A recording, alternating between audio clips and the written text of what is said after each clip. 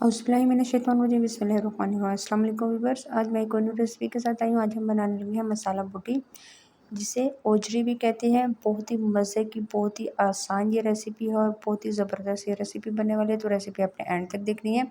तो चलिए recipe start करते हैं। सबसे पहले मैंने 2 अदद ओजरी ली थी। मैंने बाकरा ओजरी इस्तेमाल की, इनको बहुत अच्छी तरह से वॉश कर लिया और इसके पीसेस काट लिए।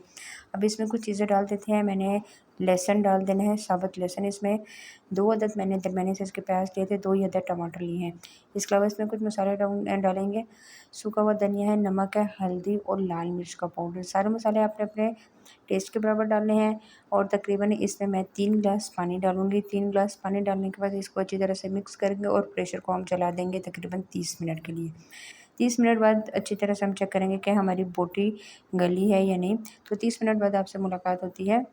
ये तो 25 से 30 मिनट गुजरने के बाद मैंने प्रेशर ऑफ कर दिया और अब जब देखा तो बहुत ही अच्छी तरह से इसकी ओजरी की जो बोटी थी वो गल चुकी है। अब मैं इसमें डालने लगी हूँ तेल।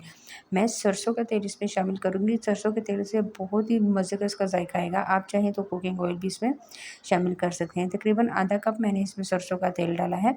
सरसों का तेल डालने के बाद अब मैं तकरीबन इसकी तेज़ आंच करके पकाई कर रही हूँ और 15 से 20 मिनट आपने अच्छी तरह से इसकी पकाई करनी है कि ये ऑयल छोड़ दे।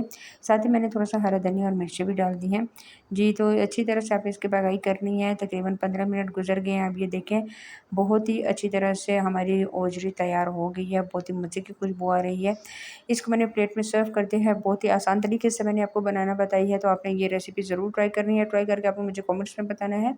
आज की रेसिपी आपको कैसी लगी? आज के लिए इतना ही। इंशाल्लाह नेक्स्ट वीडियो में आपके साथ मुलाकात होगी एक और न्यू रेसिपी के साथ। तब तक के लिए मुझे दीजिए इजाज़त। दुआ में याद रखिएगा। अल्लाह हाफ़िज़।